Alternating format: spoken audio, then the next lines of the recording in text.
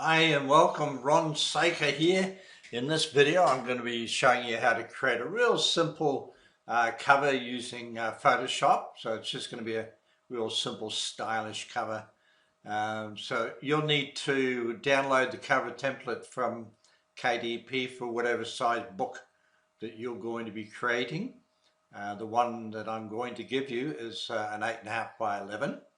I'm going to actually give you a cover with little placements of where to customize it, and I mean you don't have to follow, but you'll get a really good idea on how to customize the template to come up with all sorts of new designs and covers for yourself. You want to, if you haven't already got a lot of images from Pixabay or Unsplash or any public domain image sites, they're great for making covers. And if you're really lazy, then just ignore this video and just go straight into using Canva. Paddy has a great video on that in his Stack and Profits channel, or use the Amazon's cover creator, and again Paddy has a great video on that in his Stack and Profits, and I know I'm promoting him because he's such a great guy. Okay, so without further ado, let's go and we need to get rid of this panel.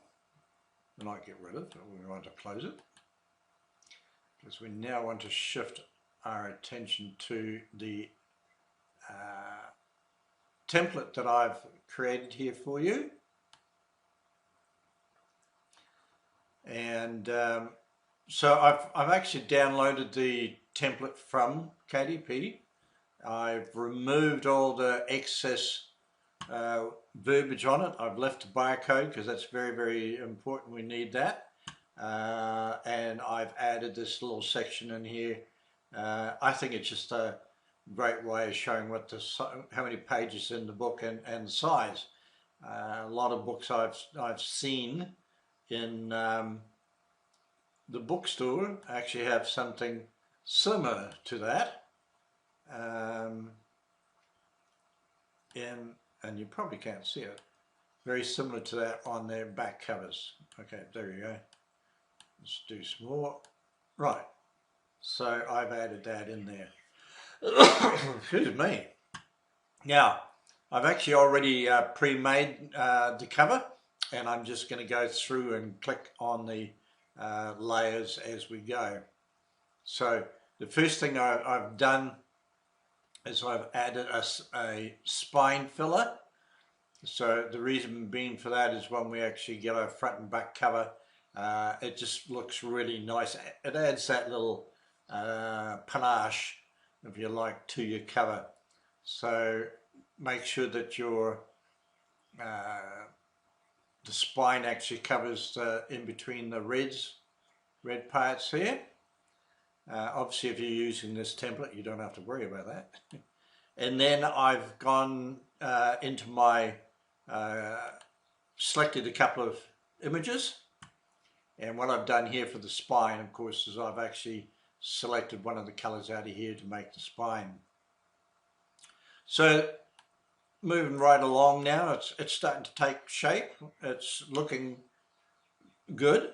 The next thing I've done is I've actually added a header at the top here. Now this, you may feel this is too big. Well, that's all right. You can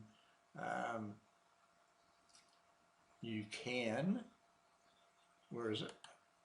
You know, you can make it bigger or smaller or whatever you want to do. But that's the size I have. And then in that header, for the front of the book, you can actually use this section here to, you know, for the title of your puzzle book or branding. On my books, I actually have Saker and Fleet, because that's my branding in here. And then on the back cover, you can put a quote in there. I don't know if I'd actually have the font as big as that, so let's reduce it to 24 point, because then you can get a slightly bigger quote put in there.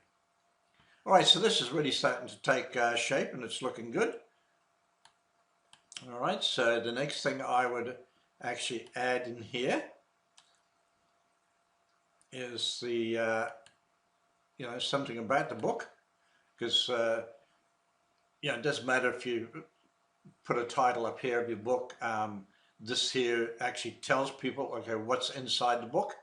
They don't have to guess. It's Sukaku puzzles in large print. Fantastic. So you can actually put a little bit more information in there if you like, put another text layer in. Then further down, I've actually got in here, right at the bottom, is more crosswords and puzzles at Seika Publishing. Obviously, you do want to change that to whatever pen name, or you might not even want to use it, so you can take that out. And then in here, I've put a special shape, edited by, use your pen name and put your domain name, preferably with the HTTPS and your actual domain URL, so people actually know where to go and what the URL is to get there. And then on the back cover here, what I like to do, rather than putting it on the front cover, I like leaving this as pretty clean as possible, as I actually add the an answer puzzle and the corresponding puzzle on the back. So when people are actually looking through, on their phone, they can actually see what the puzzle looks like. So you can put that on the front as well. I mean, it's totally up to you what you want to do. Put both of these on the front, and you could put a little bio about yourself on the back.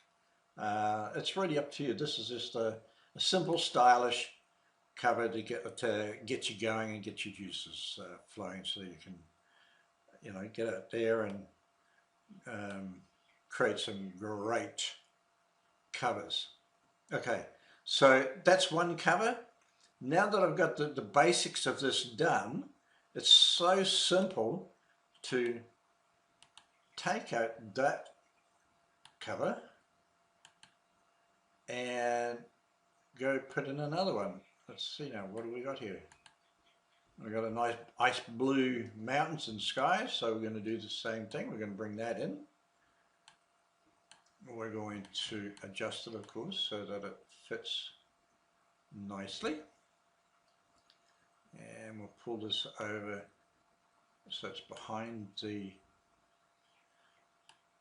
spine, and we'll make sure that it's below the bottom, and then we're just going to apply it, and then we're going to shift the layer down so it's above the other one we had, so that we can actually have all the printing come through.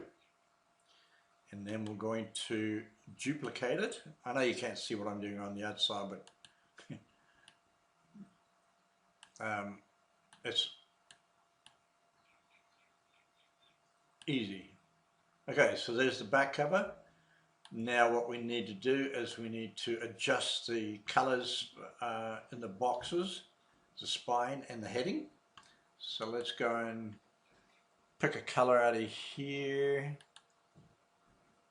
Go to my fill little bucket, go up to shape. Okay, that looks really nice. Then we want to get a lighter color of that. So let's say we go here, get our spine, put the color in there. Yeah, that looks quite good.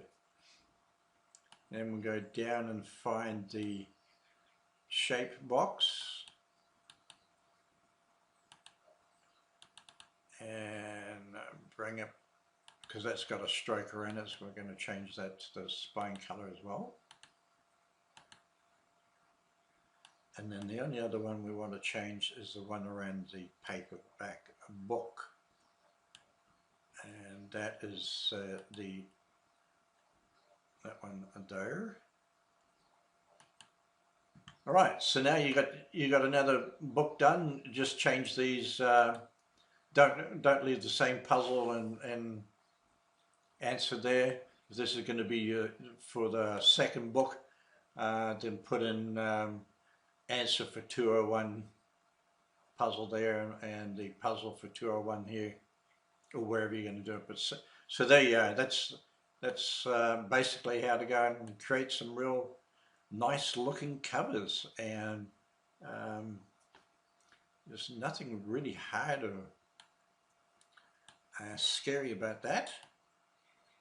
And then again, if you don't like doing this at all, pick a couple of images, write out your title of the puzzle book and whatever, and go get somebody over on Fiverr. Should actually be renamed Seminar, and get them to create the cover for you.